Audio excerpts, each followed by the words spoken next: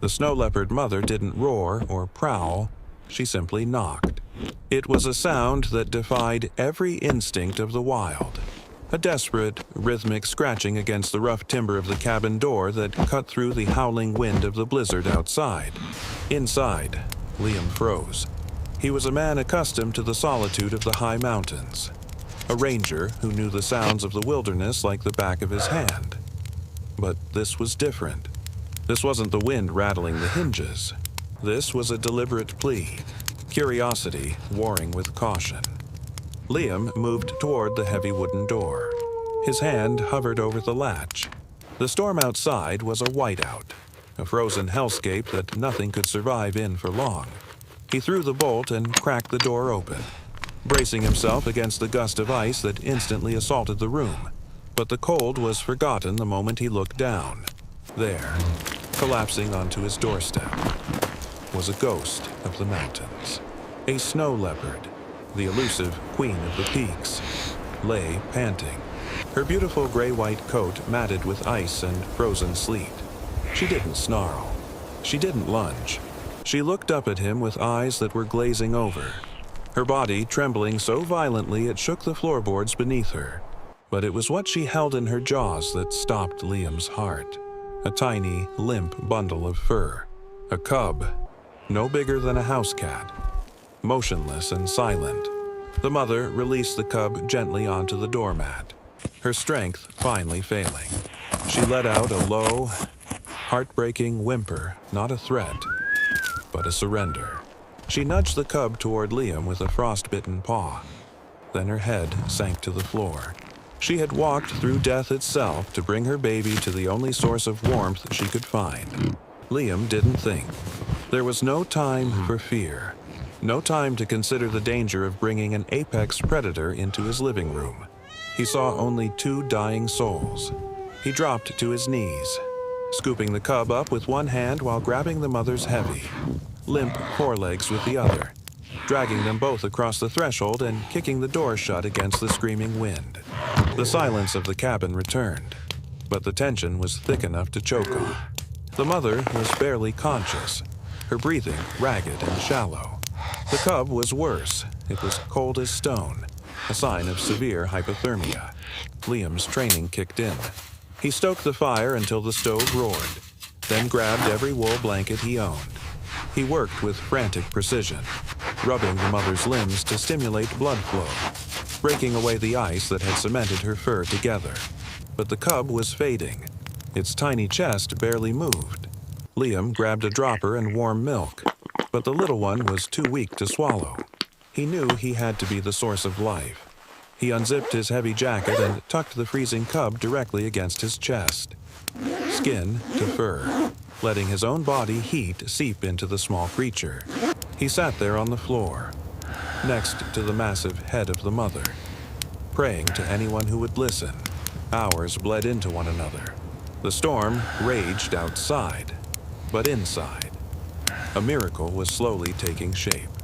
The mother leopard stirred. Her golden eyes opened, hazy and confused. Her nostrils flared, catching the scent of a human. And for a split second, her primal instinct to kill flickered. Her muscles tensed. Liam froze, holding his breath, the cub still tucked inside his jacket. She looked at him. Then she looked at the bulge in his coat where her baby lay. She didn't attack. She didn't growl. In a moment that would change Liam's understanding of the wild forever. She lowered her head and let out a soft, rumbling purr. She understood. She knew he was the difference between life and death. By dawn, the cub began to squirm. A tiny, raspy squeak erupted from Liam's jacket. He pulled the little one out. And, for the first time, the cub took the milk, lapping greedily at the dropper. The mother watched, her gaze intense but filled with a gratitude that transcended species. Liam offered her raw meat, placing it right under her nose. She ate from his hand, her rough tongue grazing his fingers, a gesture of absolute trust that sent shivers down his spine. But the battle wasn't won. The cub's breathing was wheezy, a rattling sound that terrified Liam. I need help out here. pneumonia. He needed help, and he needed it now. He radioed for the emergency rescue team, his voice cracking with exhaustion. I'm running low. When the team arrived in their heavy-duty snowcats, the situation shifted. Clear the room. The cabin filled with strangers, smells of antiseptic and fear. The mother leopard panicked. She snarled, backing into a corner, baring her fangs at the vet and the other rangers. She was ready to fight to the death. No one could get near her or the cub to transport them. Then Liam stepped forward. "Back off," he told his team. He walked straight toward the cornered predator. The team watched in horror, hands hovering over tranquilizer guns. But as Liam approached, the snarl vanished. The mother leopard softened, her body relaxing as he reached out and placed a hand on her head. She leaned into his touch. She allowed him, and only him, to lift her cub into the crate. She followed him willingly, stepping into the transport cage only because he was the one holding the door, at the wildlife hospital. The diagnosis was grim but hopeful. The mother needed fluids and treatment for severe frostbite on her paws and ears. The cub was put in an oxygen chamber, pumped full of antibiotics to fight the fluid in his lungs. For weeks, the staff watched a phenomenon they couldn't explain. The mother refused to eat unless Liam was in the room. She would pace her enclosure, agitated and distressed, until he appeared by the glass. Then, she would settle, pressing her forehead against the barrier where his hand rested. It wasn't just dependency. It was a bond forged in the fire of survival. Can you imagine the level of intelligence and emotion required for a wild animal to override millions of years of instinct? It forces us to question everything we think we know about the wild.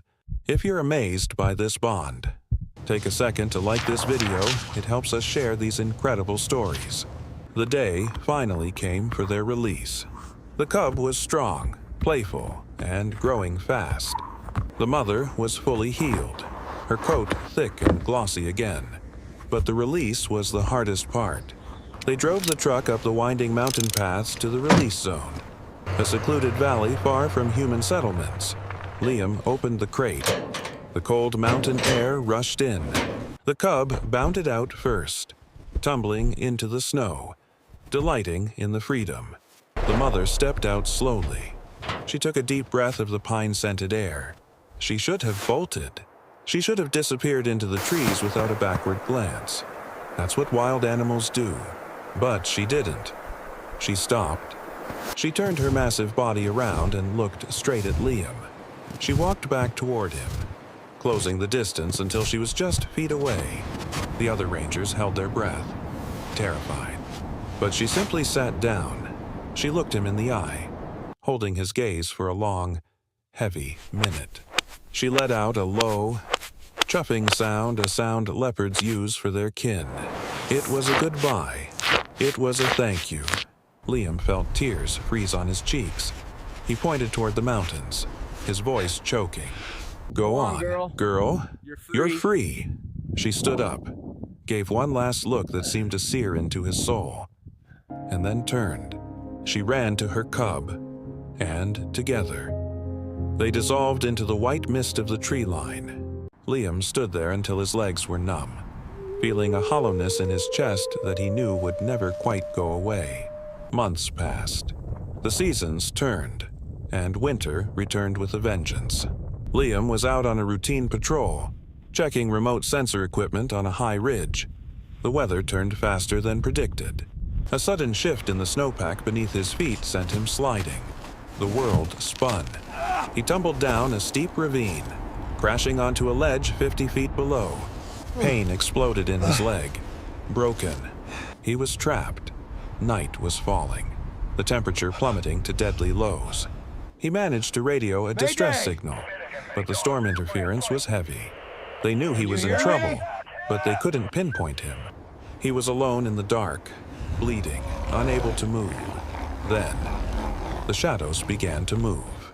Yellow eyes appeared in the darkness. One pair, then three, then six. A pack of wolves. They were gaunt, hungry, and they smelled blood. They circled him, their growls low and vibrating through the rock. Liam gripped his flare gun, his hands shaking.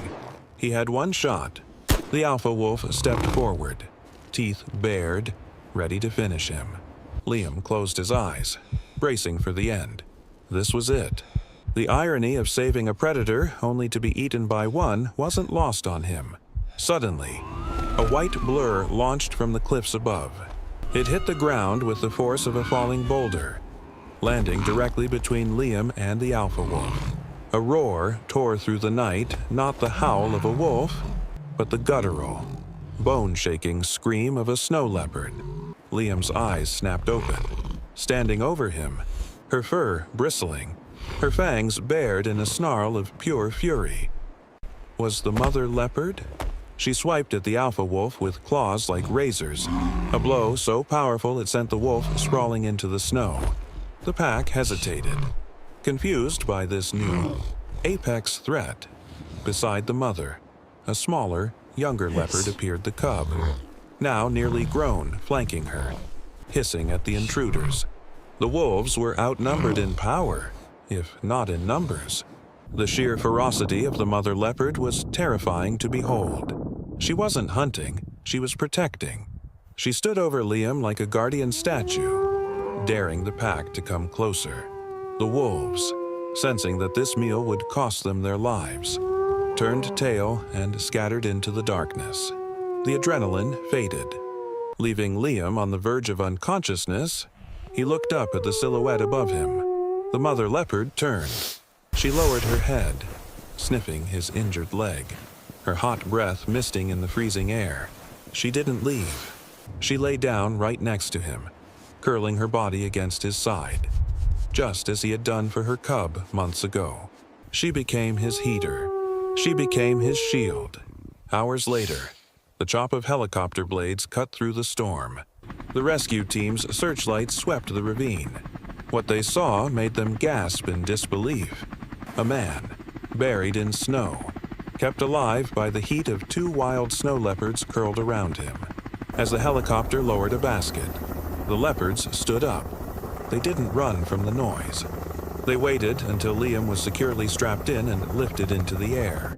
Only then, as he ascended toward safety, did the mother leopard look up one last time. She watched him go, her debt paid in full. What's the bravest thing you've ever seen an animal do? Tell us in the comments below. And don't forget to subscribe for more stories that prove the world is more connected than we think.